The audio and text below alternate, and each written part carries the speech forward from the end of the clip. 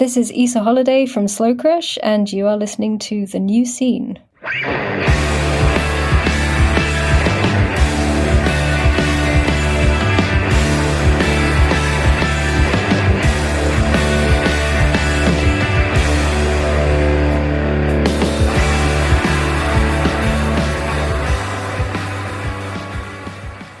Hello, everybody, and welcome to The New Scene.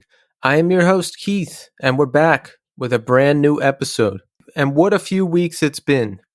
I am still getting over COVID. It was horrible. It was terrible. It was the worst week and a half of my life, and I still feel it. I don't feel normal still. Today, it's raining out. It's Friday. It'll be the first time I'm going outside since Halloween when I caught COVID. Or I should say when the symptoms kicked in. And I still feel weird. My back hurts, probably from laying in bed so much because I'm sick. I feel weird. I don't know that food tastes exactly the same yet, but I'll be going outside for the first time today, and I'm pretty excited about it. Actually, I'm not excited about it because I still feel like shit, and I'm wondering if I'm ever going to go back to normal. I'm sure it's just going to take some more time, but here we are. But the good news is, I've got an amazing show for us today. Justin Pearson. He's said it all, he's done it all, and I have talked to him about it all. We talk about struggle. We talk about the Locust. We talk about Swing Kids. We talk about his latest band, Def Club. We cover it all. It's an amazing conversation, and that's coming up shortly. I know it's a good conversation when, I do the interview, and then I go to sleep, and then I dream about the conversation. That happened this time. We really get in depth with things. Justin was fantastic to talk to, so strap in. That's coming up. But first, here's how you can support me, The New Scene. Give me a cure for post-COVID symptoms. No, I'm just kidding. Look, it's going to be fine. I just have to deal with it. Here's how you can support me, The New Scene. T-shirts. Buy T-shirts or our long sleeve shirt at Death Wish Inc. Go to Death Wish Inc. and search The New Scene. The shirts will pop right up. Follow us on Instagram, Twitter, and TikTok at New Scene Pod. I don't know how much Twitter is going to last now that Elon Musk has purchased it and everything is getting all fucked up, but I will continue to post there for the time being. Follow our YouTube channels. We've got a main channel with full shows. We've got a clips channel with highlights from our favorite episodes. And we've got a gaming channel where I occasionally post gaming content from Twitch or other stuff that I make. And you can always write me at newscenepod@iodinerecords.com. Let me know how you're doing. Let me know what's going on. It's always great to hear from you. Oh, and don't forget to give us Apple Podcast and Spotify reviews. 5-star Apple Podcast reviews. And if you write a nice review to go along with those 5 stars on Apple Podcasts, I'll read it on the show. I'll read the review on the show, and everybody loves to hear that. Also, don't forget to support Iodine Recordings. The Iron Roses have upcoming tour dates in Europe with Joe Grillo from Garrison and Her Head's on Fire and Clowns as support. If you're in Europe, go check out the show. You've got everything to gain and nothing to lose. Also, Orange Island Records are shipping, so look out for those. Head on over to the Iodine Instagram at Iodine Recordings or check them out online at iodinerecords.com for more updates. So let's talk about some music recommendations. I started looking at everything I listened to this year for my big time top 10 records of the year list, and it's going to be close. It's going to be tight. There's a lot of great stuff out there, but I'm looking forward to that, so I'll be doing that again this year. Keep an eye out for that. I really haven't been listening to much because I'm not doing that great. I don't feel good. I got sidelined when I had COVID, but what I did do was listen to Productive Disruption, the latest LP from Justin Pearson's Def Club, and I really like it. I really like it. It's heavy, it's technical, it's vicious. Check it out. I'll have some music from Def Club and some of Justin's other bands on our New Scene 2022 Spotify playlist. Look for that on Spotify. It's got a white cover. It has all of our guests from this year, and other random stuff that I dig. So check back in with me in segment 3. I'll detail some more of my week of COVID hell. I'll talk about how I'm doing. I'll tell you about a random demo that I've been looking for that I tracked down. But right now, we are going to speak to Justin Pearson. Enjoy. All right, we are here now with Justin Pearson. Justin, welcome to the show. Thanks for having me. I appreciate it. Yes, it's wonderful to have you here. You've done so much over the years between music and acting and novels and your record label. Much stuff done in the past, much stuff coming up, and we're going to cover all of that. But Justin, first I want to ask you, how are you doing today? I'm decent. I'll say that. Yeah, I guess decent would be the way I would go. I'm a little stressed out. I leave for tour in the morning, so it's like it's always the worst, like the day before I leave. But it's fine. It's a short tour, so I'm fine. Yeah. Yeah, you got some dates coming up in California, right? It's like Arizona, California, kind of regional thing.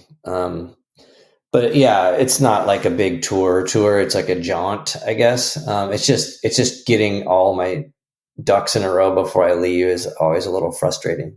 It's the most stressful time, the night before, waiting. It's like when I'm about to talk to somebody like yourself, I just sit here staring at the screen waiting. That's my prep.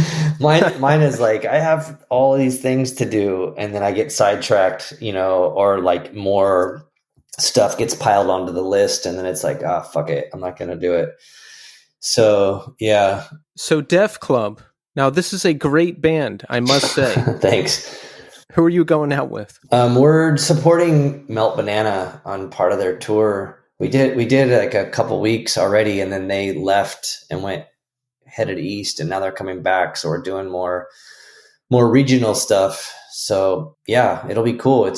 I mean, they're family, so it's always great to play with them. And it's like it's one of those shows where we're a pretty new band. So it's like you're playing to an audience that's pretty open to the annoying sounds that we make, where it's like, I'm used to playing shows where you're kind of like challenged in a sense with like people getting pissed off or indifferent or whatever. So yeah, it's good. Everyone's responsive and it's very positive, which is always really nice and makes tour fun and a little bit easier than what I'm used to. That's good. Yeah, I think that's the case with all or most of your bands, is you're going to be challenged in some way. You're not going to give it to us easy. Oh yeah, but I meant like challenged by like the audience, not, yeah. A good example is like a lot of the Locust track record of touring with bands, where it was like very,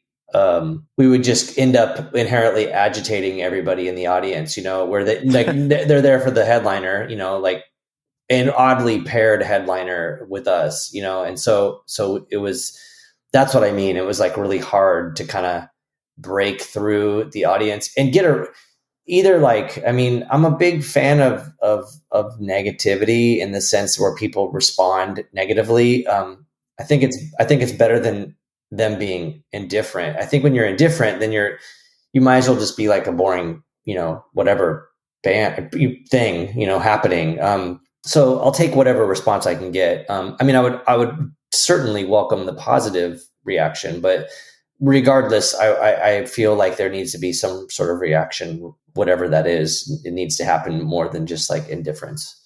Yeah, and Melt Banana would be a good pairing, because I would imagine a Melt Banana crowd is pretty open to a lot of different things. Yeah, they're insane. Like, and I mean that in a wonderful, beautiful way, So I think when you go there, you're kind of on the level, And so it's been it's like I don't want to say it's like a breeze, but it's like, oh yeah, this makes sense. I remember like there was this time where like the Locust kept touring with all these, I don't even want to say the bands, but like it was a fucking disaster over and over and over. And then it was like, oh, now we're going to tour with Phantomas. And it like just made sense, and it was like, oh, this is easy now. So it's like finding an equally, strange, creative or weirdo band to pair with, is good. And Mel Banana's pretty notorious for having a varied support bill and stuff. So I think it'll be cool. That's awesome. So what difficulties, you're talking about playing in the Locust back in the day and just maybe not being paired with the right bands and coming up against the crowd. What was it exactly? Was the crowd did they just want mosh or something else and they weren't getting it? Like, what was it? Well, that's a good question. I bet, I guess I'll go back a little bit further. Like, I think San Diego's sort of musical DNA, as far as like punk and stuff is concerned, it was always pretty varied. I mean, I grew up, in my first band when I was 15 playing, we were kind of like a mosh metal band. It's called Struggle. And, we would play with, funk bands or pop punk bands or hip hop bands. You kind of like did whatever. And same with the Locust later on in San Diego. Like, people here, I think, have a bit more, I think I could be wrong, but I would like to assume they have a more eclectic taste. But I also think that San Diego, since it's a smaller city next to Los Angeles, we kind of have to make do with what we got. And so growing up, it was always this sort of like hodgepodge of stuff, and everyone found a common thread where there wasn't like an abundance of the same kind of thing you could just only lump yourself in with. So in that mindset, I think is where the Locust fit. But we'd go on tour with bands. A good example would be like we went on tour with Rock from the Crypt, and I think that Rock from the Crypt is ethically and morally and I think artistically in line with what the Locust was about.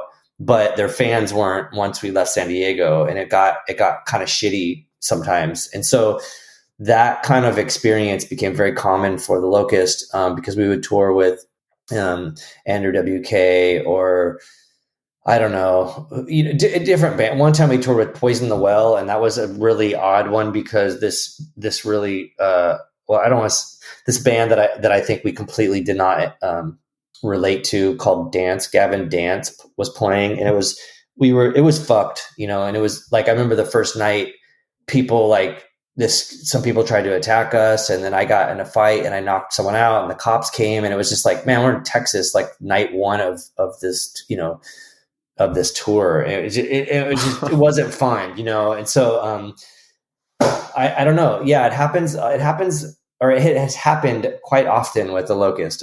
But I think I've gotten better with just saying like, maybe we shouldn't do this, or whatever. Like, I get it. I understand. I mean, I've gone to like the full extreme when the Locust was on tour with the Yeah, which, we were like sibling bands, and we love each other and stuff. So they brought us on tour, and everything worked fine in the US. But when we went to England, it didn't work out very well at all, because I think maybe the British I'm not sure what it is. Maybe it's like the soccer hooligan in them or something, but they just wanted to kill us. And we one night we got escorted out by the police, and people were just so fucking violent towards us. And I at the time it sucked, it was just really, really terrible. But in retrospect, I felt like we accomplished a lot, and we accomplished something that a lot of bands can't. And so I appreciated that aspect. I think that was it was cool. And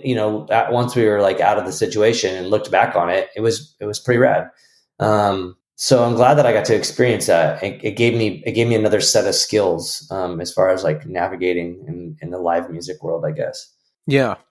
In the shows where the Locust wasn't going over so well, what was it? Did people just not like the aesthetics or the music, or were you antagonizing people in any way? Like, what was it? I don't know, to be honest. It's changed over the course of time.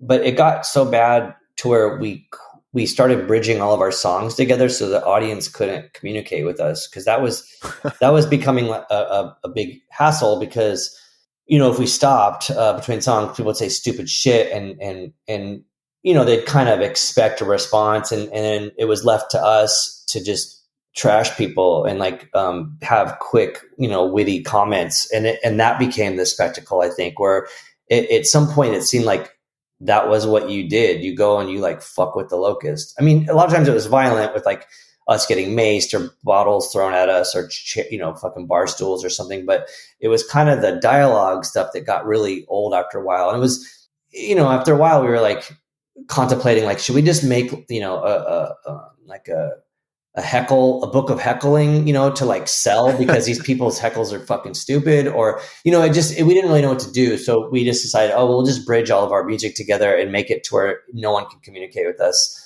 And then that was how we continued on. And that happened like around the release of Safety Second Body Last. And you can kind of see it in the music, because it's like a 10-minute long piece of music. Right? Technically it's one song.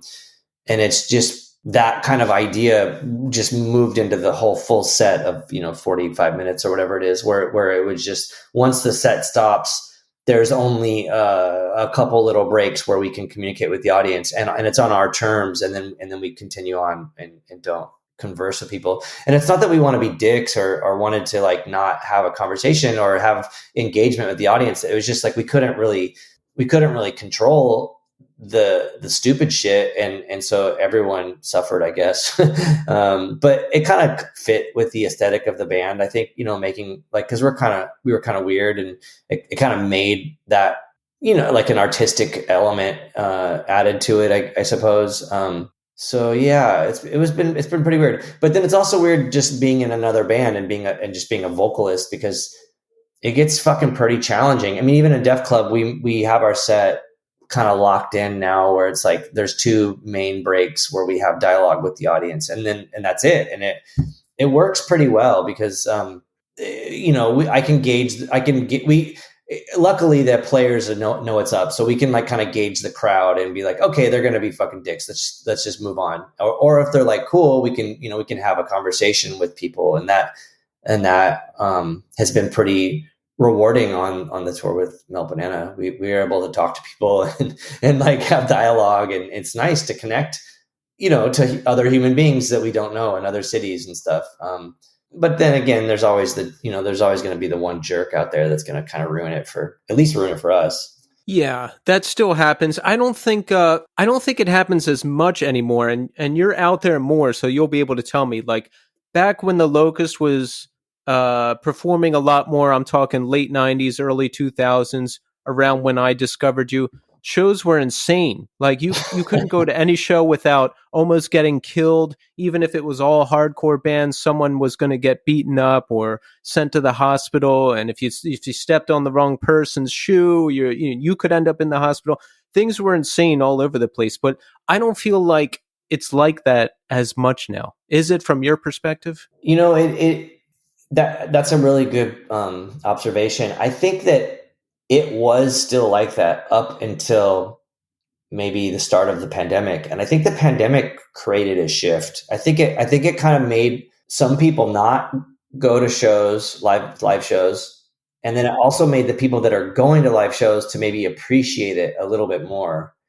And same with the performers though too. I remember, for me myself, like I remember just being very appreciative that I was actually performing again on stage. That felt really rewarding and cathartic. And I was so grateful that it was happening again. Cause there were points where I thought, oh, maybe there won't be live music anymore, and people are going to just result to like the weird streaming thing that everybody kept doing. Yeah. But yeah, I mean, the like sort of weird, violent aspect or aggressive aspect, it did linger on until 2018 and stuff. At least for me, here and there it would happen. I mean, again with the Locust, when we were playing, occasionally there was like a jerk in the crowd or something, but it wasn't like as crazy as it used to be. But I think that might be in part because we were playing bigger venues, and so I think and also we were headlining or playing a festival or something, so it's different. I think where if you're going to see a headlining band and there's 2 or 3 support acts and it's like kind of everybody there on the same page is one thing. But I think in the 90s and the early 2000s, when you were speaking about like punk and hardcore, it was always like, here's 5 or 6 bands on a bill, and there's no like rhyme or reason as to like what it is. It's not like everyone's there not everyone's there to see like whoever's headlining. There's all of this stuff going on, and so you just have this sort of hodgepodge of people, and some of them aren't able to function, with a varied, audience, a diverse audience, I guess. Does that make sense? That's a very good point, and something I haven't considered before. Back in the day, there was a much more varied bill. You'd have straight up hardcore bands with metalcore bands with emo bands with, your occasional screamo band. And I think the diversification of the crowd may have caused some of the trouble because, well, it's so stupid though, because it's like, oh, you have to know these invisible rules of hardcore to not get beaten up. But Yeah, yeah. like you're saying now, you get a pretty solid bill of similar bands, so that could be the reason you're not having all of these beefs. Yeah, but I mean, I don't know. It's weird because I did think about it a lot on this last little run we did with Melt Banana, where Def Club was playing, and it was, well, for one, it was Def Club, and then that band Wand from Los Angeles, who's kind of like a psychedelic. I don't know, like I don't want to say jam band because that might put a bad taste in a lot of people's mouths, but like in their minds, I guess. But it's like it was a pretty weird bill in consideration of everything. And I could see that there were people that maybe were indifferent or maybe turned off by what we did, and that was fine. But it was no aggressiveness. It kind of just went like really, it like flowed very nicely.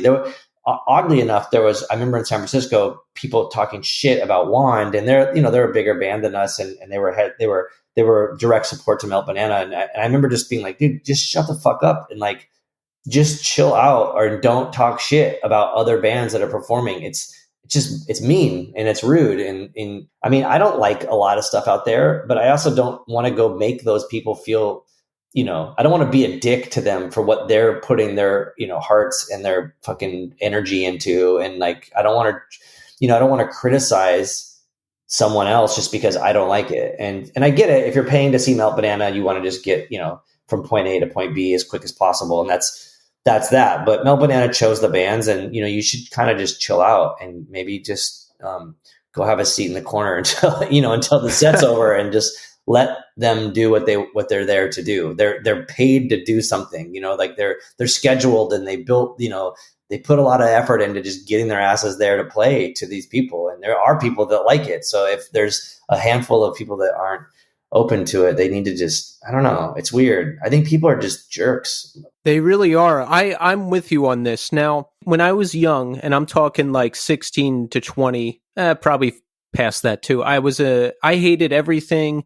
There was few bands that I liked. I talked shit about everybody, all that stuff. I think a lot of young people go through that, especially in the scene. But I'm 40 years old now, and I do what you say. Like, if I'm at a show, I'm being respectful, and I don't go out of my way to talk shit about anybody on any platform or in real life if I don't like something, because everybody's out there doing their thing, just like me, just like you. People are putting work into this music. They're putting it out there. And for some asshole to say like, oh, this sucks, especially at a show, Justin, I can't tell you how fucking brain dead people are at shows. Like, I'll be at a show with somebody and they'll be talking to me during the band. They'll be telling me how they don't like the band while they're playing. Yeah. And I'm like, could you shut the fuck up? I don't know who's standing around me. I don't know who can hear. Shut up. Yeah. I just want to stand there and watch the band. Okay. And then when we leave the show, if you want to have a little dialogue about stuff, fine. But Jesus Christ, show some respect. I mean, I think it's fine. I'll talk some shit to my friends or whatever, but like, I just think for someone to just engage with the actual band, and be a dick to them, that's not cool. That sucks. Yeah. I mean, there are times where there are times I've fucked with a lot of bands, but like either they're my friends or I do have legitimate issues with whatever they're doing. I mean, I don't know. I remember this was a pretty funny prank when Shelter came about, and everyone was like hyped on Shelter, the band, because it was like the dudes from Youth of Today. We were very anti-Krishna, and we were like, oh, let's go like see Shelter play. And like, they're all, well, for one, we were vegan and stuff too, but we were like, they're all vegan, and let's go throw hot dogs at them. But we threw tofu dogs at them, but you can't tell when they're out of the package, So, we fucked with them, and because they were Krishna, and that was probably pretty rude of us. But I do hate Hare Krishna, the religion. It's super misogynistic and kind of fucked up. I also thought there's a lot of I have a lot of problems with religion. me now, I wouldn't go throw hot dogs at anybody. But I thought, oh, this will be pretty funny. They were pretty upset. So I apologize. Yeah, look, we've all done things like that. I used to get drunk and yell shit at bands. That was like my signature move was after the band's first or second song, I would yell one more Oh song. And yeah. I thought that was really funny, but it's not. I It's think not I cool. think I can really appreciate a good heckle, and one of my favorite ones was it was actually heckled to Retox when we were playing, and it was by our friend Sal Gallegos. He said something to Mike Crane about his guitar playing. He just said there was like a break or something, and he goes, "That sounds stupid," and that was it. And it was fucking hilarious, you know. And like you can't really argue with that. And like it was delivered very eloquently, and like it hit the spot. I was like, we all, you know, the whole band laughed at it, and I was like, okay, we could. That's a good heckle, you know. That's an art form in itself, you know. So I got to admit that is pretty funny. yeah, if you think about it, like if you think of that sentence, and a lot of times like out in public or whatever, it's really effective. Even if someone's like yelling or someone's talking about, I don't know, whatever, it's really nice to just say something very basic and simple like that and kind of leave it, because there's no room for like a real conversation at that point. You know, you're just like, that sounds stupid, and then that's it, you know. I don't know. Try it out. It's a great way to put a period on many Yeah. sentences. If someone's listening to this and they go to see Def Club or one of the bands that I'm part of, try it out on us. It's pretty cool. Imagine you put your heart and soul in the song, you finish playing, and someone's just like, "That's stupid." Yeah. It's pretty good.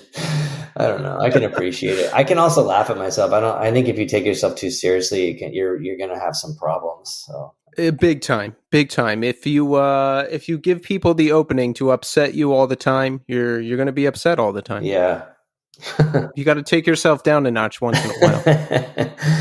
Oh man, I've been taking down quite a few notches by myself and other people. So So, you know, the list of bands you mentioned earlier that the Locust had toured with, that's a pretty eclectic list. I mean, are you impressed by that? Do you think about that? Like, because the Locust is not like, I don't know, it's not like you sound like Piebald or something. You sound like the Locust. We've played with Piebald. I'm not surprised. Yeah. It's like pretty aggressive. Yeah. I mean, you know, if you think about it, in context of the music world, I guess, out of all the bands we've toured with, Phantomas obviously makes the most sense musically and also personally. You know, it made a lot of sense. And then aside from that, I think, and this is kind of a strange, I guess like concept or whatever, but like the other kind of major tour that we did was with Dillinger Escape Plan, and there was a little bit of sort of pushback from some of their fans, but I think they welcomed that.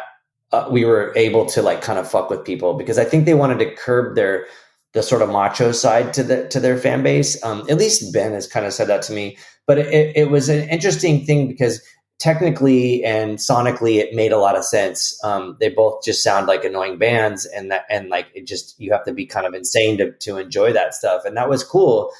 But I think it was also from like an aesthetic standpoint, it really helped us, because we would play with them and they would go nuts and jump and do all the crazy shit on stage, and they had a lot of lights and it looked fucking killer.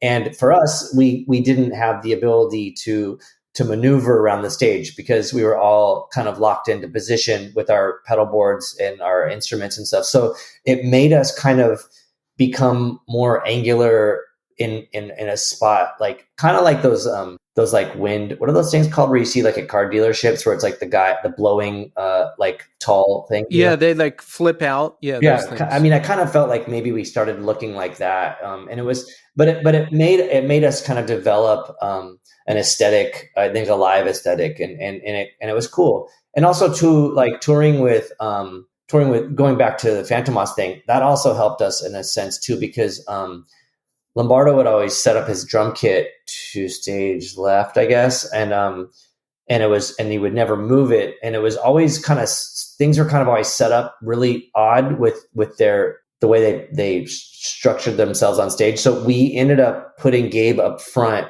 and then kind of performing in a line, and it was cool because then it made, because we don't have like one singer, so it made us like our stage presence, like it defined our stage presence. So I think between those two bands, they really were subconsciously responsible for the way we would perform as a unit, and I think that's cool. I like those kind of things. I like seeing a band that's like their performance is unique in itself. Yeah, absolutely. One regret I have about being younger is I wish I would have been open to more musically. I did like the Locust, but I'm just thinking back to when I was like 17, 18. Like, unless it was a hardcore band with 5 members and the singer sung by himself and like people were beating each other up in the crowd, I wasn't that into it. So if it was like a band of 4 guys and they were all playing instruments, I'd probably be like, oh, it's not as good. But that's ridiculous. Yeah, that is kind of crazy. I mean, I think I'm grateful that like I was instantly as a child even and just weird shit, and I would go see weird shit and like listen to really weird shit, and I never thought of it like that, and I think a really informative band for me was the Cramps, and seeing them play and like seeing Poison Ivy and at the time Candy Del Mar on bass. I was very intrigued by them, by the band having very strong female instrumentation, female played instrumentation, or like, however you want to call that. I'm trying to like be eloquent about my terminology, but like these women in this band were like very fucking demanding and very important in the way that they performed and projected onto the stage. And I think that was really cool for me because, especially as a young teenage boy, I started realizing like, oh man, like maybe I should, like I wanted to shy away from like macho shit, and but I really liked brutal, punk and hardcore, which tended to be like very male dominated. But I got a glimpse into seeing like that can be challenged or changed. And, I started discovering other bands that I think were very important to try to kind of like let me stray away from like dude stuff, dude rock or whatever you want to call it. Like I seeing like women in bands and even at the time, like, trans people in bands, like it was really fucking cool and helped me. I think, yeah, it helped me musically, obviously, but it helped me just discover a lot of other things that weren't really necessarily musically specific. I like that. And to be able to develop those aesthetics and recognize those things at a young age, I think is a great thing, because you're not just looking at whatever's popular at the moment and locking onto that. You're developing your own sense of things, and you certainly have with all of your bands. I mean, it didn't look like other bands. They had great aesthetics and they had their own unique sound. Yeah, but also too, I think I remember going on tour with my first band, Struggle. We had this show at this is the craziest shit, and I don't really the story, I could be saying this wrong, but we had a show at Gilman Street, and we were supposed to play, and we weren't allowed to play because at the time Tribe 8 was headlining, and they said that they would not allow any bands that were all male to play. And so we some reason didn't get to play the show. And I remember kind of being pissed, but then I was kind of like, well, that's pretty rad, I guess. And then I don't think we played. I feel like we did not play, but we might have. I don't know. I can't remember. That was a long time Who ago. was the headlining band? That band Tribe 8. I'm not sure. What's their story? Why didn't they want a all male band opening? I think that they were just trying to be on top of their shit, and like trying to, they were not an all male band. So they were just trying to make sure that it was essentially, an all inclusive and safe space, for everybody. I think that was cool. And to, the untrained ear or something, the band Struggle was kind of like mosh metal and might have seemed like we were just like aggressive young boys, and I mean, fuck, maybe we were to an extent, but we were not aggressive towards like only it being like this dude thing. I mean, we put out records on Ebullition. We were really taking cues from bands like Downcast and Born Against, and we were really psyched on like the first thing we ever released was like we were on this compilation with Bikini Kill, and that was a very big deal for us to be part of that. And I think so as much as when we got into that situation where Tribe 8 was saying no to us playing, we were kind of like, oh fuck, that's cool though, I guess, and yeah, I remember, I'm pretty sure we didn't play because I remember just being at the show and feeling so awkward that we weren't playing. Yeah. But yeah, it was cool. Yeah. So I guess in a sense, like agreeing to not play, you're living up to your word and respecting the room. Yeah, I think so. I mean, it was kind of their show and no one was there to see us. So it's like, oh fuck, we better, I mean, I think we could have navigated a 20, 30 minute set. Maybe people would not want to hear us play music, but we definitely were able to speak to the audience and say, our sort of spiel, our political spiel to people and have them get on board with what we were doing. But I don't know. I mean, it was a different time and it was a different scene and it wasn't, we weren't from there. And so it was what it was. But I remember, even at an early age, going out on tour and playing with really strange bands and all over the place and trying to figure out how to assimilate yourself on a stage full, that has like other kind of varied acts, and then dealing with the potential, backlash from an audience. So I don't know. It's an interesting thing to kind of do. I think it might be an artistic craft in itself, aside from playing music, and just trying to figure out how to like associate with everybody. Yeah, and you've been involved in this life for a very long time. How did you decide this is what you want to do? Did you ever have a point in your life where you thought like, oh, I want a regular job or something like that? Do you remember making the decision, no, I'm going to be in bands, I'm going to tour, this is the life I'm going to live? I don't think it ever really was a conscious decision. And I also don't think I ever made the decision. I think this sounds like kind of hokey, but I feel like it chose me. And I say that with like all sincerity and if someone wants to say I'm full of shit or make fun of me for saying that, that's fine. But, I got an instrument and I played music with Jose Palafox and Dylan Scharf, who were in Struggle with Me, just kind of like half-assed this sort of like songwriting thing with them. And, at age like 14. And I remember I don't know what it was. Like we kind of jammed a little bit, but I remember when I was 15 on my birthday, I went and saw Suicidal Tendencies, and Jose and I that night, we decided like, we got to start a band, and we did the next day. And it was crazy to think about it like that because, we didn't think we were going to start a band and be like Suicidal Tendencies, of course, but we didn't have a full like perception of like the concept of playing in a band. We just thought we just want to play in a band and make music.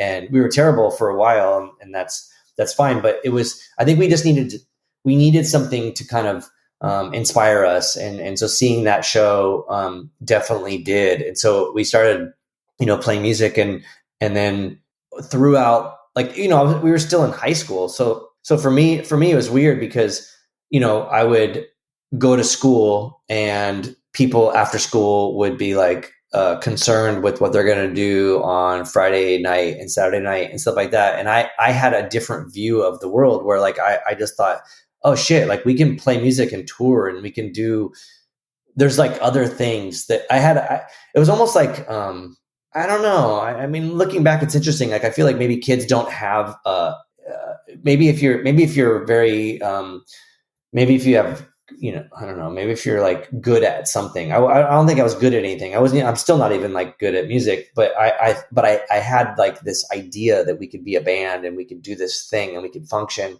And I mean, at age 15, I went on tour and that was a crazy thing to think of in itself. Like I'm going with like other younger people around, different cities and stuff and playing music and experiencing things and learning how to survive like without parents and without an allowance and like, just really crazy shit. And I think that was cool. And then it was even a little bit later on where I was in college and I kept having to drop out because I wanted to go on tour, or because a tour would, kind of pop up and be like, hey, you want to do this tour? You're going to have to not go to school. And then so eventually I just quit, going to school altogether. But throughout all of that, it was, and even up till now, still is like the job thing where it's like, well, I have a job to kind of make a little bit of money and make ends meet while I'm not on tour, and then you go on tour and you lose your job and you lose your ass financially, and you kind of come back to do it again. And the rewards of touring aren't necessarily monetarily. It's more just, it's more like the rewards, the payment is in other realms, I guess, different things than money. So it's crazy because I did have a job up until I turned 40, and I'm 47 now. And it was crazy because when I turned 40, I was like, right before I turned 40, I was like, I'm fucking quitting. I had a pretty killer job for 8 years before that. But I was like, I'm quitting. I'm not going to work for anybody anymore. I'm going to do whatever. What were you doing? I mean, I was just, it wasn't even anything cool. Like, I was a bar back at a gay club, and it was fun and weird. And I mean, it was like shitty. Like, I'd have to clean up. The reason why I quit was like, you know what? I'm turning 40, and I almost every night have to clean up some 21-year-old's vomit. I'm like, I'm going to stop. But it was like a wild place to work, and was like, very inspiring, in some respects, like meeting all these really bizarre and interesting and creative people. And, I think the gay community is pretty rad in itself. And I was a big fan of the political side of it, which didn't really come up much at the job that I was at. But also too, like, I don't identify as gay. And so I kind of just could sort of be there and not be part of I could go there to work and enjoy myself, and like observe and not have to get mixed up in some of this stuff. Cause in a bar setting, it could get kind of crazy.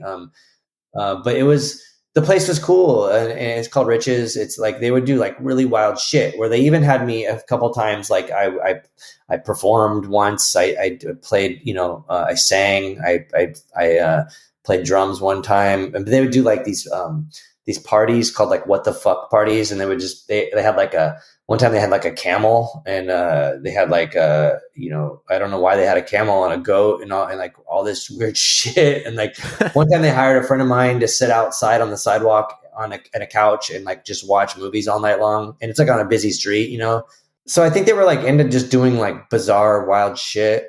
And I was a big fan of that. So it was cool. It was an interesting place to work. But I quit mainly because I was like, I just felt, well, for one, it was like fucking my body up. Like physically, I got this thing, I think it's called like tennis elbow or golfer's elbow or something, from working, like washing dishes and shit. I mean, it was a shit, I was like everyone kept saying like, when are you going to become a bartender? And I'm like, I'm not going to become a bartender. I can't be nice to these people for $1. Like, not to these people, but, to anybody, any drunk people is what I mean. I can't be nice to drunk people for $1. Like, I can just tell people to fuck off. And like, they were the people that were there were like, you can be a fucking dick to anybody. It's totally cool. And like, it was fun and interesting. So yeah. And also working there was weird. Working there was also, it created a product, called All Leather, which was this band that I did, which I think was a reaction to, or like direct correlation to working there. Just because it was like dance music, and sort of gay and stuff, but so I think it influenced me in some ways as well. So after you quit the job, you do PR for bands now, right? Yeah, so that was pretty soon after I quit working there. I started doing PR, and that is a source of income. It's not much, and I figured out ways to kind of live below the poverty level and not like my ability, to survive is strange. But I don't have income. I mean, even like doing PR, I do a lot of my PR work for free because I do PR for 31G or bands that I'm in. So that there's that, and that takes up a lot of my time. I feel like I'm an intern for myself or something, but I do, do PR like as a proper publicist for other acts, other artists that hire me to do that stuff. How long have you been doing your label 31G? A long time. I started when I was 19. I'm 47, so that is a long time. Yeah. 28 years. Well, you've got quite an impressive roster of bands over the year. Arabon, Radar, Mets, Cool Keith, Blood Brothers, not to mention all of your bands. Yeah, it's getting even cooler. We got a bunch of new stuff. It's like crazier now than ever. Like it's really crazy right now. Like we have so much shit coming out. And also too, like, we have the ability to work with. After a while, you're just like, oh yeah, fuck, Mets is on 31G, or like Cool Keith, like it just shit that I don't think I would have expected. I mean, but then looking back, it's like, our first release was Unbroken. That's pretty impressive in itself. But at the time, Unbroken wasn't what Unbroken is now, and it seemed a lot different. So yeah, it's pretty wild running a record label, and I'm pretty psyched that we've survived. It's crazy. Yeah. I don't make any money from it, and I think that might be why it survived. Yeah. So you don't make any money from it even after all these years? No, I mean, do you just reinvest back into the label and the bands? So I pay everybody, we pay everybody a standard royalty rate, and for the most part, if I'm paying a band that I'm in a royalty rate, I will not take my percentage. Sometimes I do, but for the most part, I don't. But either way, if you think about it, like, we're not making much. So a lot of the bands on the label never even recouped. I mean, bands like Holy Molar will never ever recoup. But like, let's say, Swing Kids is a good example. That band recouped, and we make money, and a lot of it we do end up donating to charity and stuff. Yeah, I don't really pay myself, but when I do, if you consider how much time and effort went into everything, it's not really paying myself. You know what I'm saying? Like, it's not like, oh yeah, my hourly wage was, like $1.85 or something, and that's just not, you can't really say like, oh, I get paid, like, you're like, oh, you're a fucking fool for doing that financially. So, but with that being said, like, I'm not tripping out. The reward is like, I mean, especially with Swing Kids, is like, I've had so many people say like, that band saved my life, and that's just like crazy. That's just wild to hear, but like, that's where your wealth is. You're like, wow, man, I really helped someone without even like realizing it. That just seems wild in itself. It really does. That's the best thing. If something you made, if someone tells you that it helped them in some way, and it's happened to me before, I think that's the best feeling. Yeah. I mean, there are people and things that have helped me survive. So I definitely can relate and understand. Swing Kids, where does that fit into the timeline? That's post-struggle, obviously. Yeah, it's right off of the tail end of struggle. And then it went into the start of the Locust, so it kind of bridged to everything. It bridged struggle and the Locust together, I suppose. And then we kind of, the reason why we stopped was initially was Jose moved to go to school in Berkeley, and then we played again a couple times, and then eventually Eric Allen passed away, so we obviously stopped at that point. But yeah, and then we actually ended up doing a reunion type thing. It was a benefit that we did with Unbroken, and that was for this book that came out, Burning Fight. And the only reason we ended up playing was, we said, if Unbroken's playing, we'll play. And right before Swing Kids broke up, we had a second guitar player, Jimmy Lavelle, so we played with Jimmy, and then we ended up recording a couple songs. We finished, I guess I use that with air quotes because it kind of seemed like not really finished originally. And then we ended up working on some newer stuff. So it was kind of cool and refreshing, but also felt pretty weird because Eric wasn't there. And no offense to everybody, but I think Eric was definitely the strong point, or the focal point of that band musically. I think he was the driving point of that band. And so without him, it just didn't really make the same impact. Yeah. No, that makes sense. Sometimes just one person, their spirit is so strong in that thing. Once it's gone, it's just not the same. Yeah. Yeah. Talking about Swing Kids, I was reading about it, and, you were influenced by Nation of Ulysses, and at least in aesthetics, right? Because I read that Swing Kids was tagged with starting the whole Spotcore thing, for lack of a better term, right? Yeah. Did you ever see this back in the day? Like, here's what I'm wondering. you're looking a certain way, right?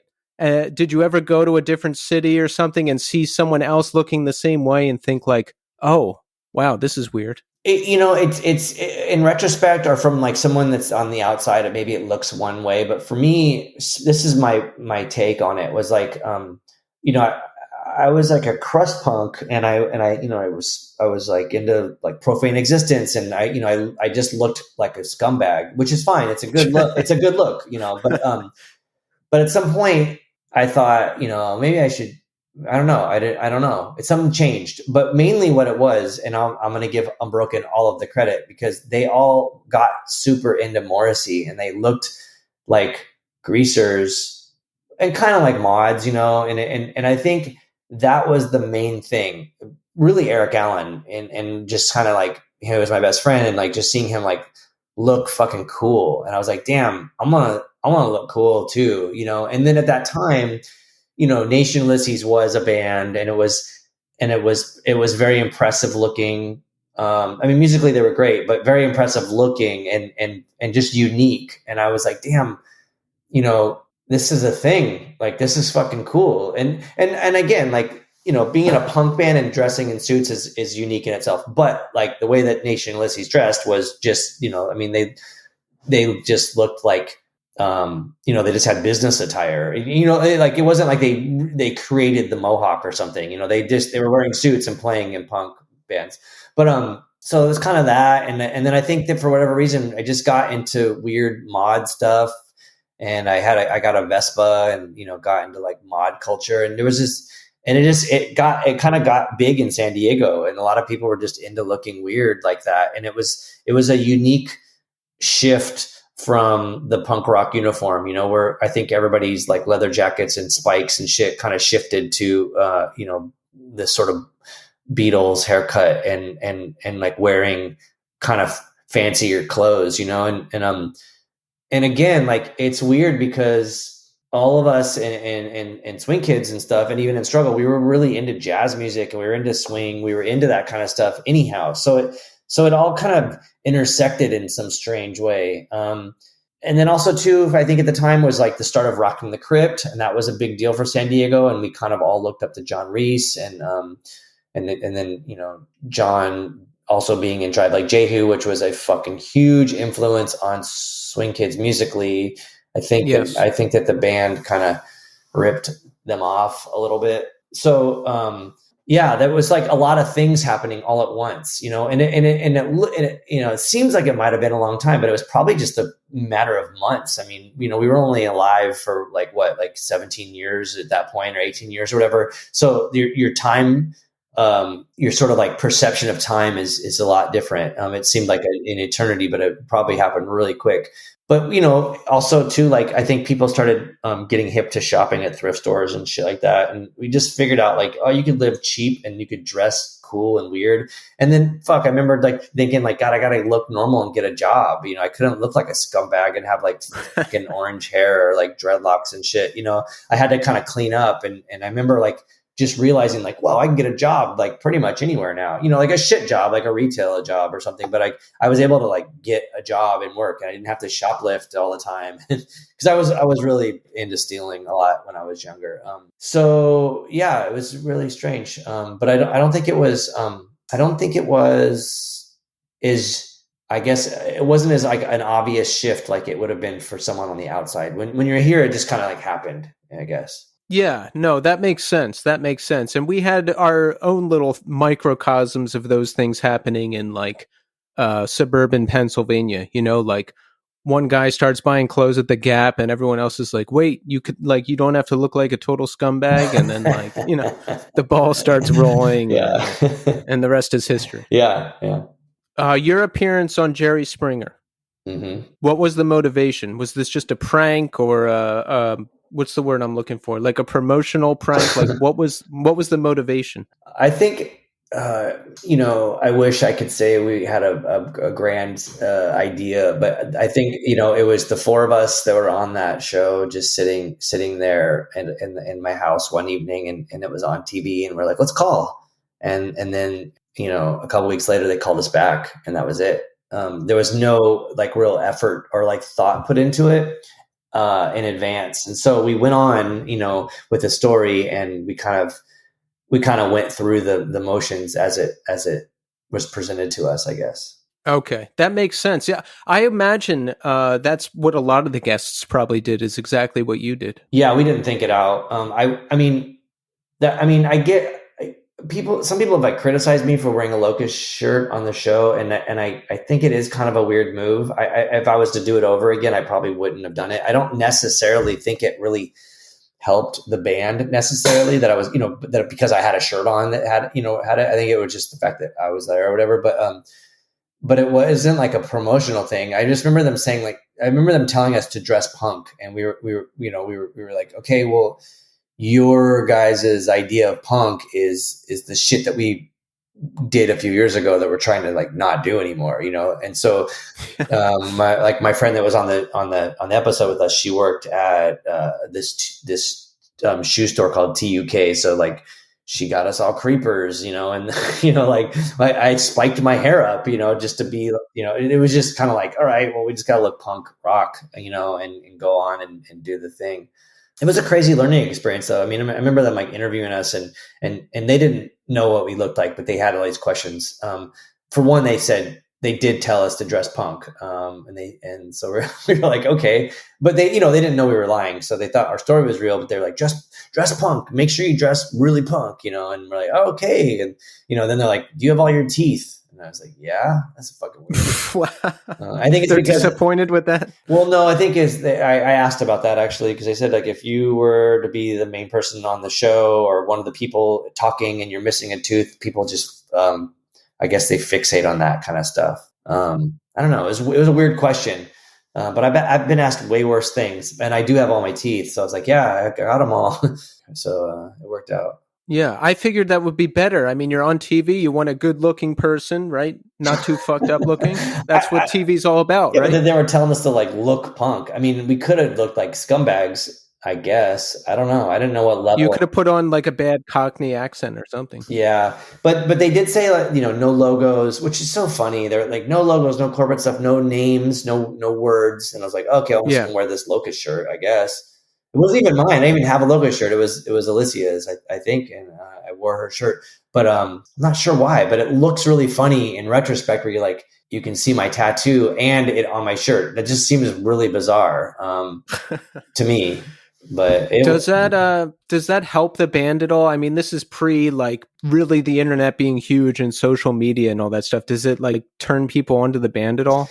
It did. It sort of became this weird cult thing, I guess. And I mean that in like I'm not trying to sound like cool or whatever, but the timing was really interesting, because it aired like one of the last day of this More Than Music festival. So it was kind of like there was this built-in buzz at this music festival where all these punk bands are playing. So I think everyone kind of talked about it, and it went with them to wherever they went, like before cell phones and internet. And so everybody kind of talked about it, and it became a big thing based off of that.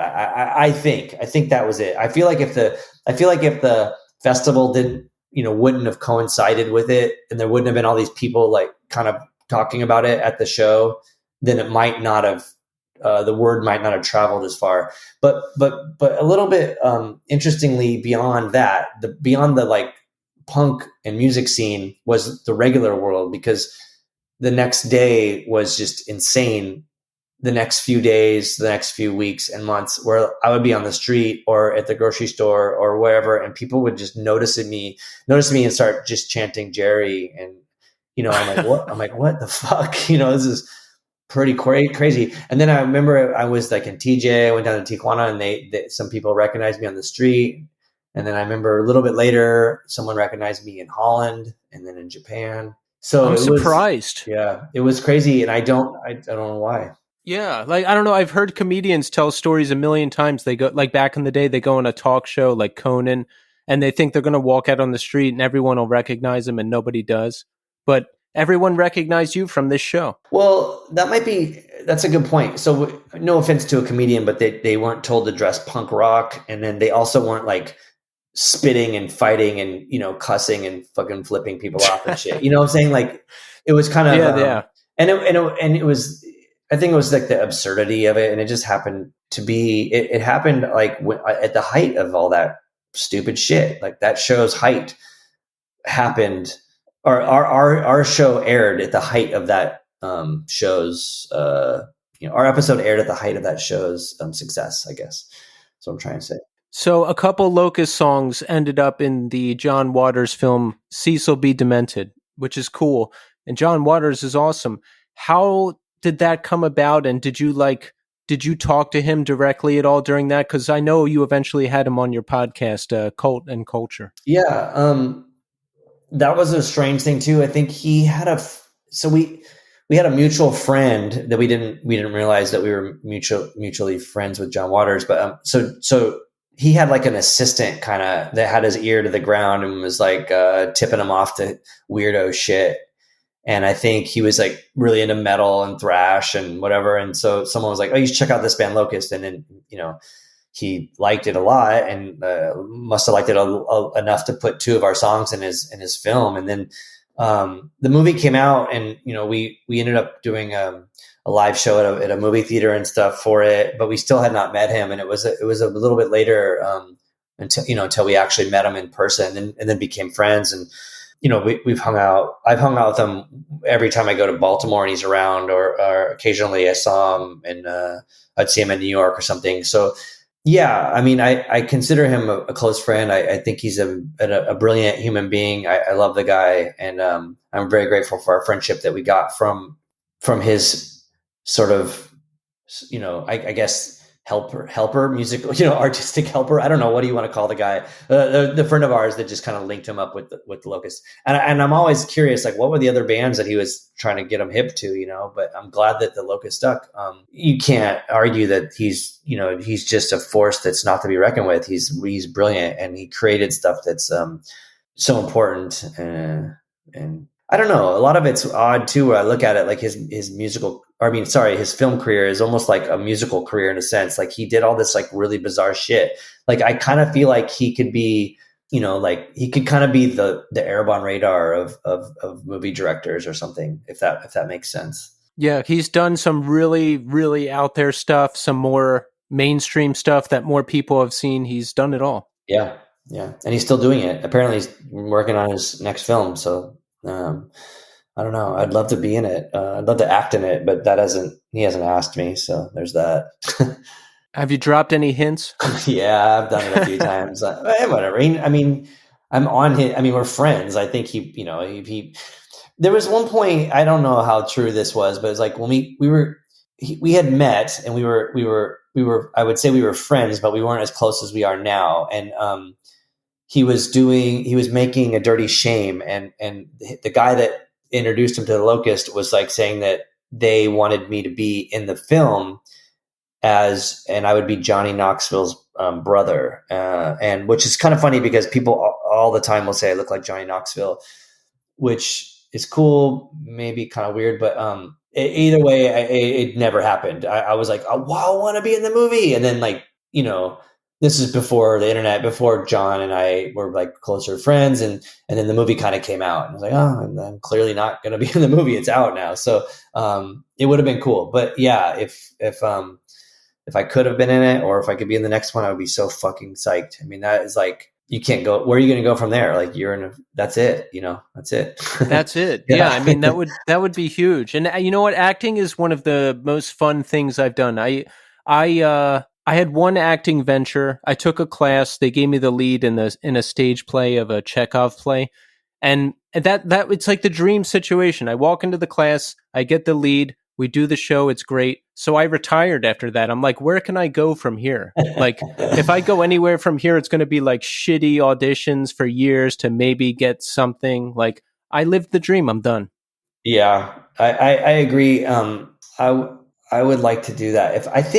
I jokingly did a voiceover on a cartoon, and I was like, man, if I could just get a gig doing that, I could kind of be cool with like not playing music anymore. Right? It was so fun and just rad. And I felt like I got the same kind of, not the same, but I got the kind of similar enjoyment out of creating something like that. Yeah.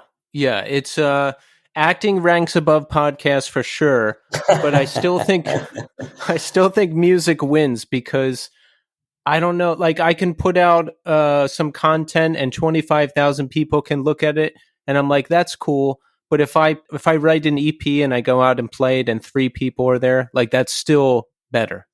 I I have to agree, but I think it's hard to compare one thing to the other because I both think that they're important and I think they serve a different purpose. Where like with music, you're especially performing live, you're exchanging energy with the audience. You're creating something that's for that moment, and I Yeah. think with a podcast or I don't know, whatever anybody's are, even like making a t-shirt design or whatever it is, like you could still, there's still something to be said about it, being creative and doing something, having an output and an outlet that is hopefully positive or progressive or at least, creative or interesting to some extent. I mean, I think that's cool. It is better than not having any kind of output. If that's a weird word to use, I guess. No, that really speaks to me. My whole life, a lot of it I squandered because I used to drink and do a lot of drugs just to deal with the everyday anxiety of life, and that eventually replaced everything in life. Part of what pulled me out of that is discovering that I like to create, whatever it is. I just need to be creating something. So that's my drive, and it's yours too. Yeah, I don't. I mean, I don't know if I ever thought differently. I mean, I'm curious where it came from for you because it started at such a young age. Like you just seem to have this focus at such a young age to create well, and bigger picture view to be out to get out there and tour and not worry like, oh, am I going to go to this party or whatever else everybody else was doing. I guess if you were to, I mean, I don't want to like this might be weird, but like, I guess if I was like to pick my life apart, I remember at like a younger age, I had these goals. Like I'm talking like, I mean, fuck, I must have been in second grade, maybe, where it was like when Garbage Pail Kids came out. And I remember I was like a shitty, weird hustler capitalist, I guess, because Garbage Pail Kids came out and they were a big deal. And I figured out, so I convinced my mom to loan me, like, I don't know how much it was, to buy a box of the packs. So it has like all of the packs, a whole bunch of packs in one box. So I was like, so what happened was like before school, I would say like, let me borrow this money and I'll pay you back, like by the end of the day or whatever. So I'd borrow this money and I would buy this box and I would take them to school and I would sell them. And so I would make a little bit of money and then I'd pay my mom back and then I would have money and then I would be able to go do shit that I wanted to do. And so I figured out like ways to do that. I mean, I guess I was being like a retailer to some extent, or it is capitalism, I guess, but it was like that kind of mindset because I was like, oh, I want cool shit. And I wanted to I was getting into skateboarding and stuff. And I was like, I wanted to like figure out how to like, do things on my own and to get things that I wanted. And so that was the start of it. And then it was, it shifted into the skateboarding thing. And I wasn't going to be like a pro skater or anything, but I was really, really into skateboarding. And I think I would have kind of kept going with that if it wasn't for the sort of intersection of skateboarding and punk rock, like through Thrasher and stuff like that. I started discovering cool music through skateboarding, and then the music thing took over, and then there was like the harsh reality of breaking my wrist and going like, oh fuck, I can't play music if I skateboard. I'm gonna have to stop doing that and just do the music thing. And so I guess it all kind of goes from me hustling Garbage Pail Kids to right now being on your podcast. So. Amazing. It all comes full circle. Yeah. So we lost Gabe Serbian this year, who was a longtime member of the Locust. How are you doing? How's the rest of the band doing? Thanks for asking. It's been, there's no easy way to deal with that, so it's been fucking terrible. I'll just say that. It's been fucking terrible and hard and strange and some days are better than the others, but I don't know. I don't. It was interesting because after he passed away, I went on tour quickly after that, and it was so crazy to be on tour and to be around people at shows. So for me and for Def Club, I felt like it was very cathartic, and it felt like his energy was with us on stage, and that was really important for us. But for the audience, people came out and they also got something from it, and I mean, it was wild. I'd be in cities that I haven't been in years, and people come up and like cry to me, or they'd want to give me gifts to give to his family, and fucking weird. It's weird. It's been weird. It's gonna be probably weird forever. Was it helpful at all to have people do those kinds of things and maybe share stories, or was it like too much? I can't say one way or the other. So there were times where I was like, what the fuck, man? I barely know you, or I don't know you at all, and you're crying to me, and I just got off stage, like, or I'm still like actually standing on the stage and people are like crying, and I'm like, this is fucked. Like, I don't have the emotional capacity to give you this. And not that I want to be like a dick to someone, but I just found myself trying to be very strong and console other people. And then also too, like, there was the lesser intense stuff where people just wanted to come up and talk about him and say about, the time that they first saw the Locust, or what, his drumming did to them and musically and stuff. And those are all really, really cool to hear. And I loved all that. And I'm glad I got to, but at the same time, I kind of just wanted to be, I wanted to not be, as approach. I didn't want to be as accessible. I wanted to just kind of perform and go through it on my own and be with myself or with my bandmates, and not have to like spend an hour talking to someone that I don't really know. But in the grand scheme of things, it really helped me see how massive of a reach that he had, and how important he was to so many people on this planet for so many different reasons. So there was like a really nice side to it, but also too with the people being intense. And I don't know if certain people will hear this, but like there's a band that I'm close with, and they came up to me and immediately started crying, and I was like, "Fuck, you guys, don't do this right now!" Like, Yeah, and I it was fucked up like right away, like very, very intense, and it like hurts your heart. But I think the times where like I was able to kind of process it was when I was by myself. And that's I can understand, because the way I am, the way I deal with things is to withdraw. And I'm like, let me get myself strong, and then I'll get back out there and deal with everybody else. I don't know if that's the most healthy way, but that's the way I do things. So if I'm out there and a lot of people, especially people I don't know, are coming at me and crying, it's gonna take a toll on me. So that's understandable. Yeah, it was crazy. I I do think like playing shows right afterwards it was very therapeutic. And Yeah. it was wild. It was so fucking wild. But I think there's this thing, and this also might be kind of like too woo woo for a lot of people, or they might want to make fun of me or whatever. But like, when you play a show, you kind of things you transcend on stage. It becomes something else. Like time and space are they shift, and there's something else that happens. And I think it was very good to experience that, and to have the capability of obtaining energy from Gabe and having that be on a stage. It was very rewarding, and it was very it was just helpful. It was helpful in so many ways.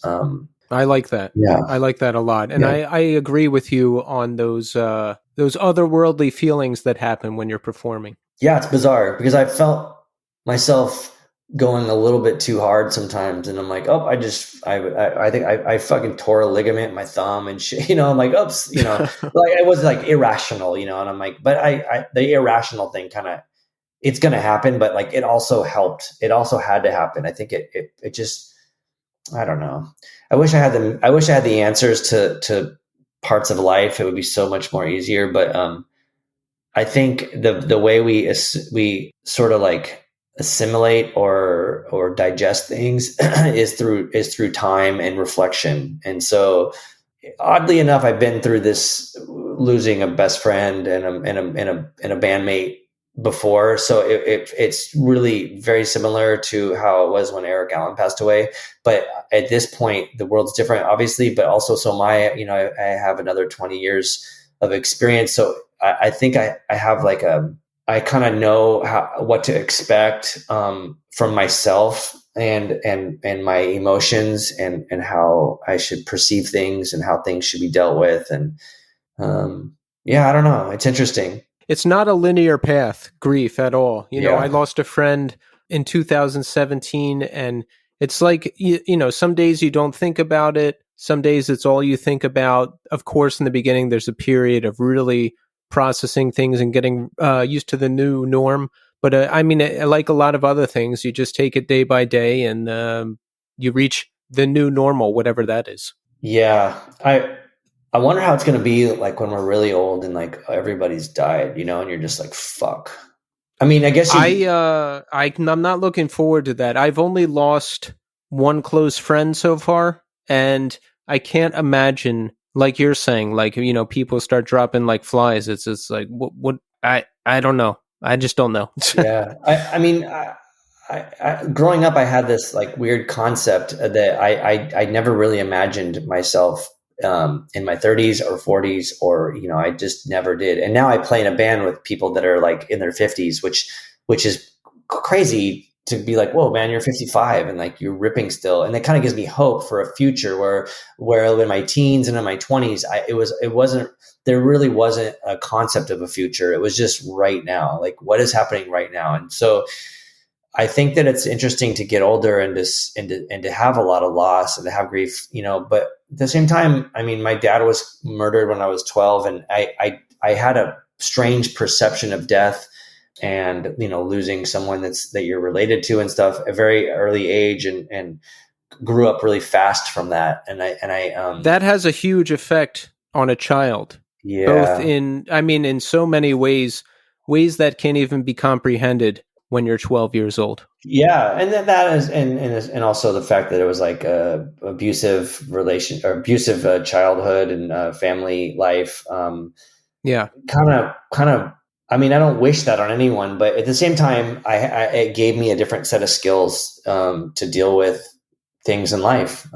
yes. It gave me like a harder outer shell or something, maybe, so which is probably not that good in a lot of situations, but either way, like I think it made me more resilient because this world is pretty fucking mean. It is. So And yeah, it's got to be hard to have a good outlook with everything you've been through. that's not that hard though, because if you can just be grateful for the things that you have, then you have all this shit to be grateful for. Because yeah, there's things that we like.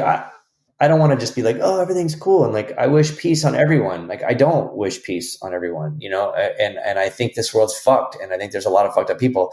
But I do appreciate a lot of stuff in my life. I appreciate simple things that people tend to overlook and take for granted, and I do appreciate, like the bigger things too as well. But I don't know.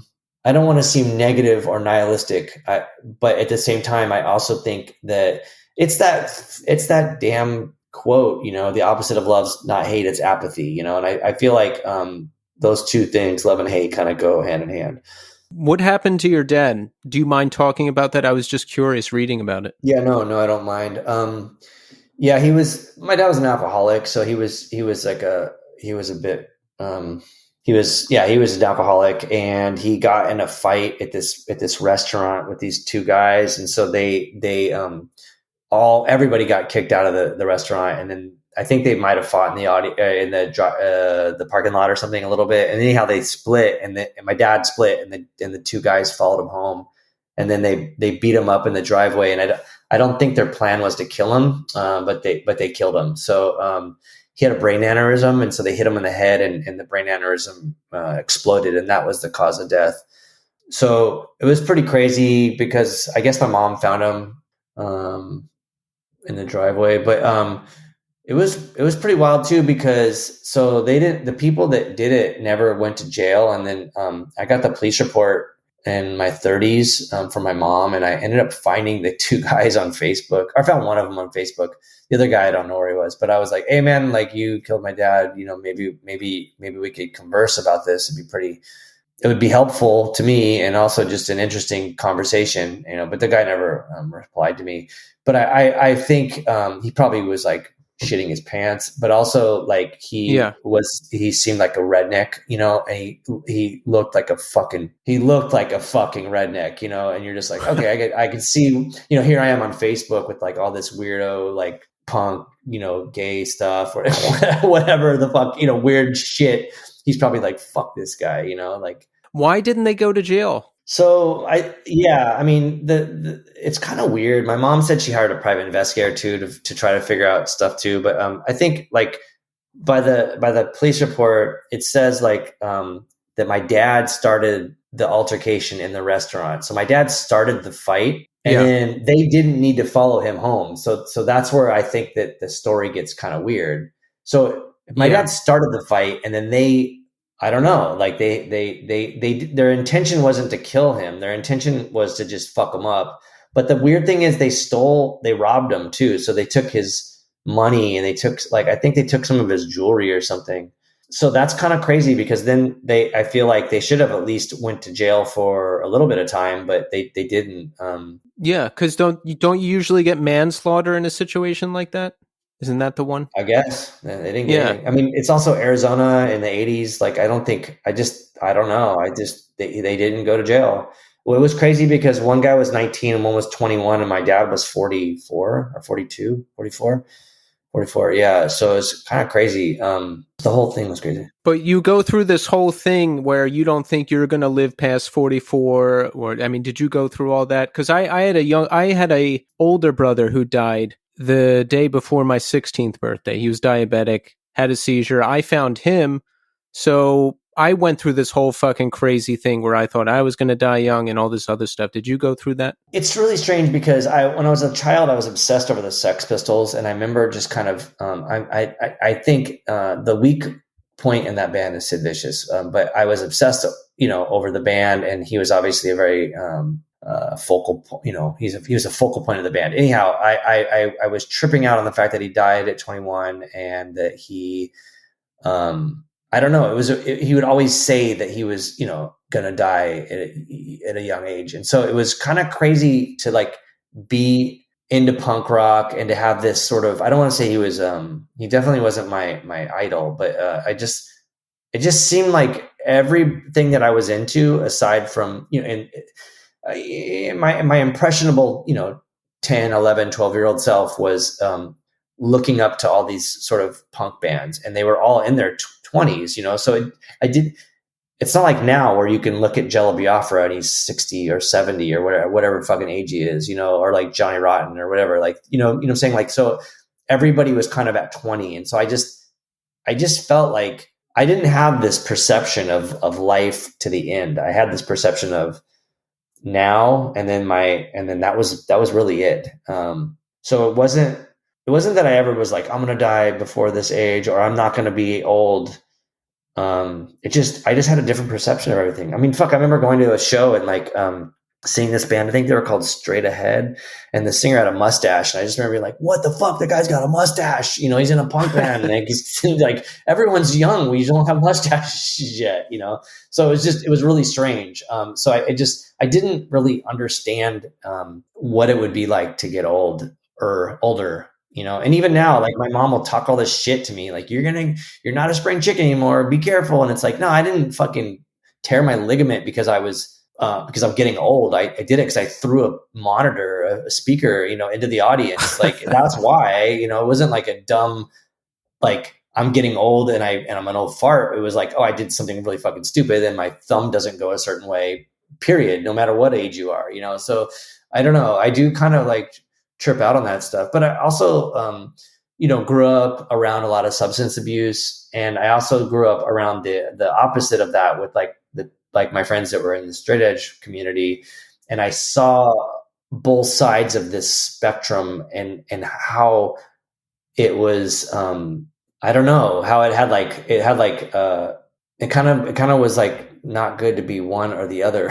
It's a strange thing to perceive. Anyhow, so I kind of found out a way to like sort of take care of myself, and I became vegetarian and vegan at a very young age, and I never got into drugs or drinking. And not that I was straight edge, but I just never went that path. Like, and I had friends that were like heroin addicts and like people that were like doing speed and shit like that. And so I would just I just became like aware of what I was doing to my body, I suppose. That's smart. That's good, because I fell into the traps of alcohol and hard drug use, and I can see now how it's so easy to fall into that, especially if you were dealing with a lot of untreated trauma and all the other kind of stuff I was dealing with. But listen, I'm out of it now, and now I'm a straight edge by necessity. Yeah, it's kind of funny when that happens. That's okay, because now I'm getting to do all the shit I've always wanted to do and imagined that I could do when I was like passed out in a basement. I always tripped out because I couldn't afford drugs, and then I couldn't afford rehab. So I was like, man, fuck that shit. Like, how I don't know how you guys can do all that, And in my mind, I was like, I think I need to get a better guitar, or like I need to put out a record, and I can't really afford that. So if I start fucking doing drugs, it's gonna be even more.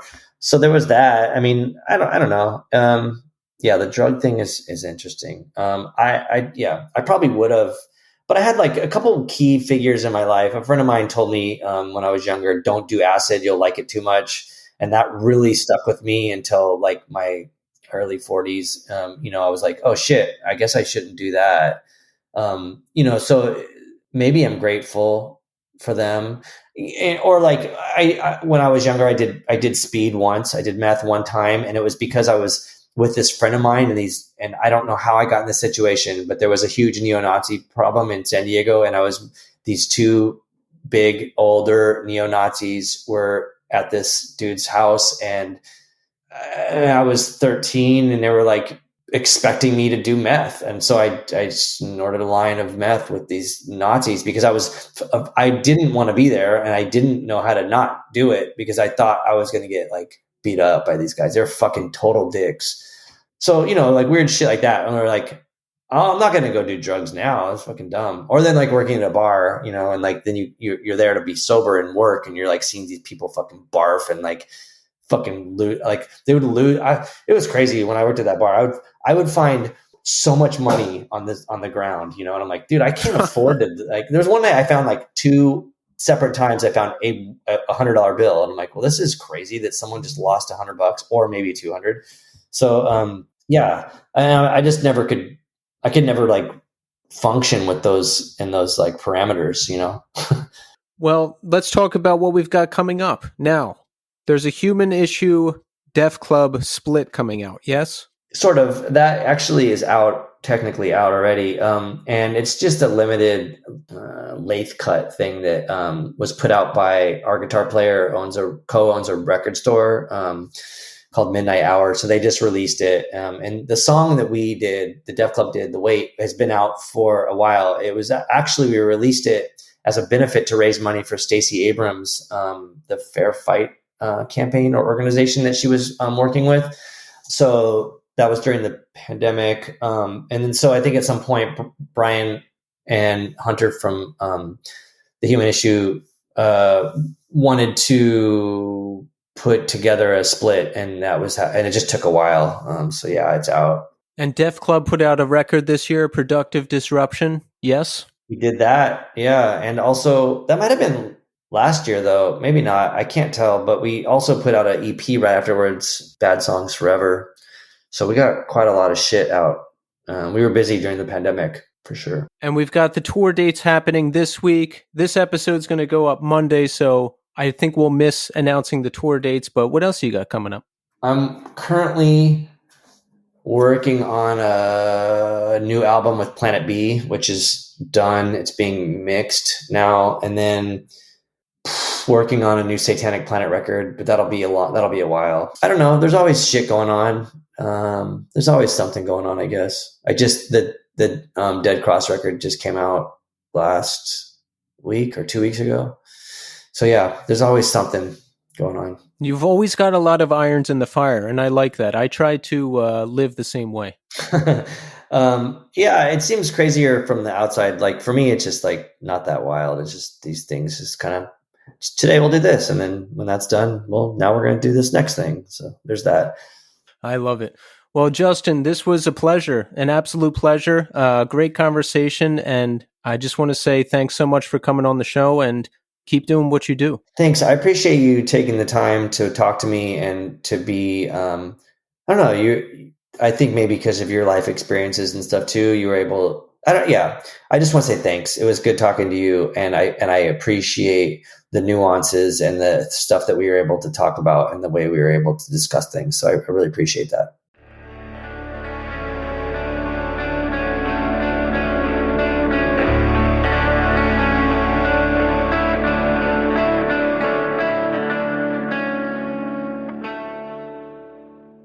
And there you have it, Justin Pearson. Wow. Incredible conversation. You know, this week I just feel appreciative that artists come on my show and open up the way that Justin did. You know, he doesn't owe me anything.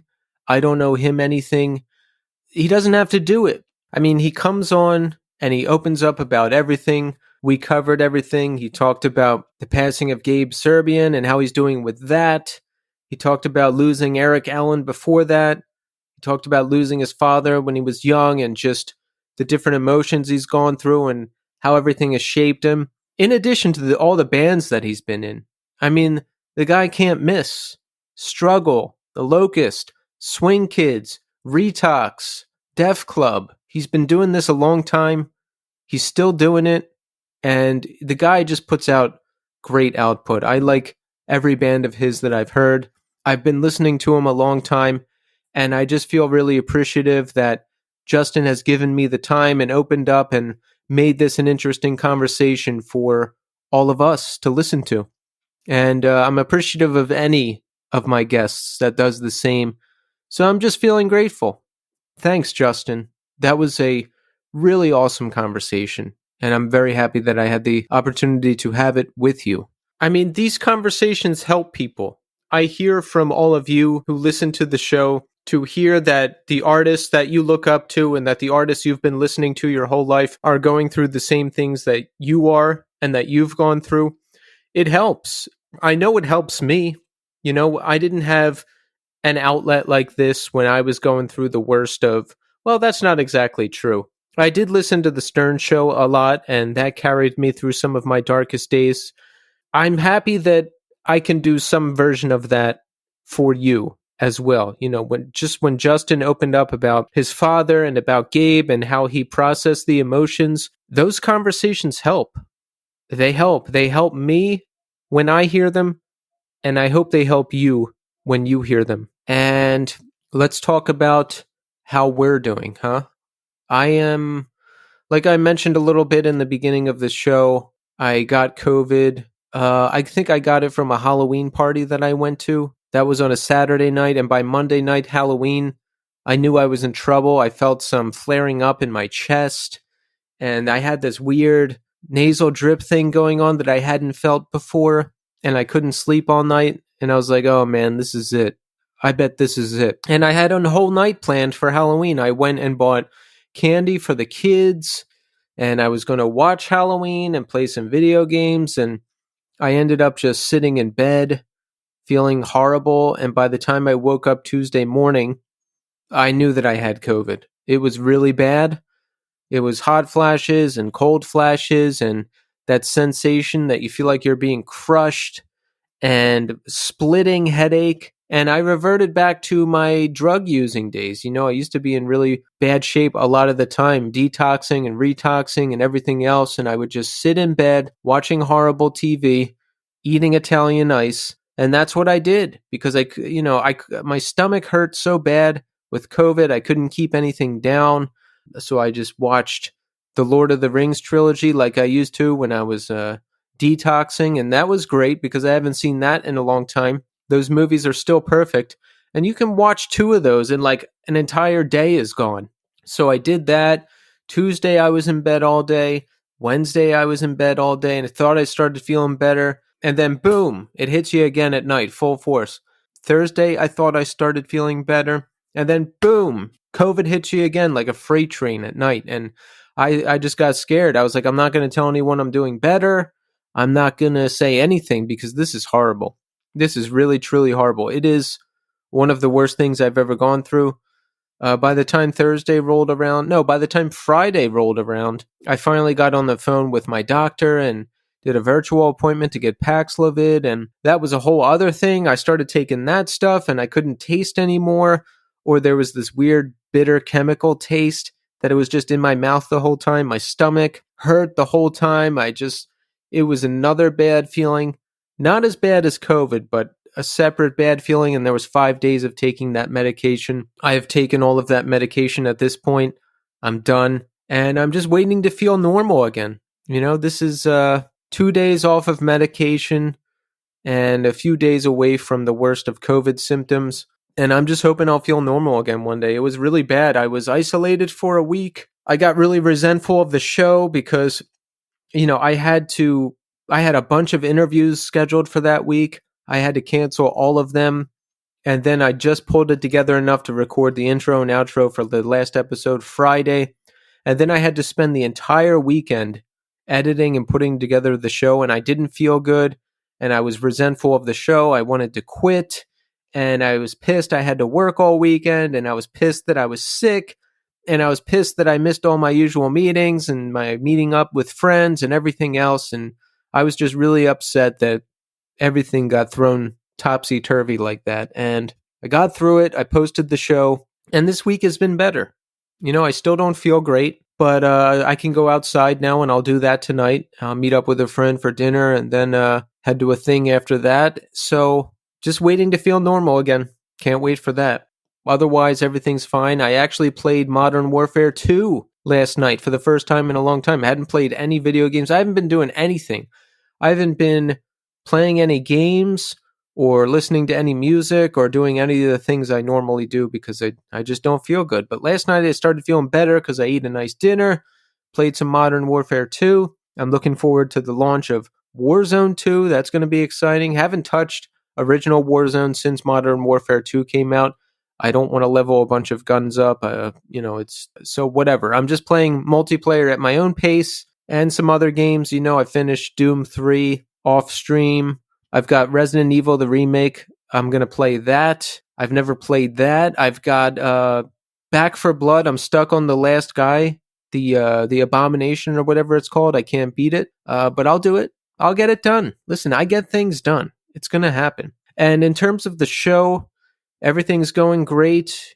We're still getting awesome guests. I've got a lot more great shows coming up. I've got a lot more great guest co-hosts coming up. So I'm here.